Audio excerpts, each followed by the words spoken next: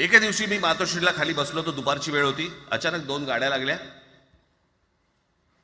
साधारणपणे 3:30-4 वगैरे वाजले असतील. ते जरा वेळेला नाव विसरतो मी, पुण्याचं कोण जावडेकर, प्रकाश जावडेकर आणि काही मंडळी आली. मला म्हणाले, राज बाळासाहेबांना अर्जंट भेटायचं आहे. म्हटलं आत्ता ते भेटणार नाही. म्हटलं ती त्यांची झोपायची वेळ आहे. नाही म्हणे अर्जंट आहे म्हणे.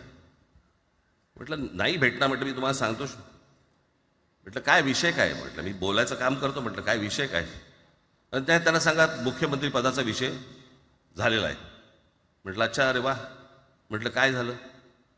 सुरेशदादा जैन यांना दोन्ही बाजूने आम्ही ठरवलंय की त्यांना मुख्यमंत्री करायचं. एवढं फक्त बाळासाहेबांना सांगायचं. ठीक आहे.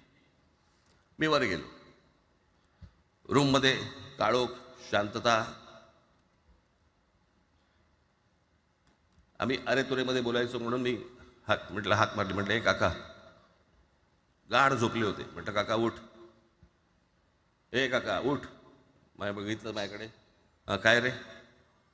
म्हटलं नाही ती सगळे खाली जावडेकर वगैरे सगळी मंडळी आली आहेत. म्हटलं बरं मग? नाही ते म्हणतात ते मुख्यमंत्री पदाचा विषय झाला आहे म्हणून.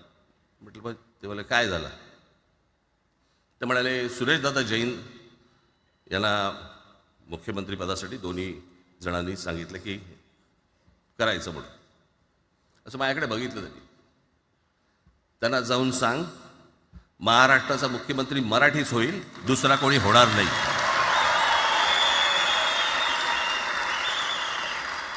मराठी या एका विषयासाठी मला तिकडे कळलं की या माणसाने सत्तेवर लाथ मारली.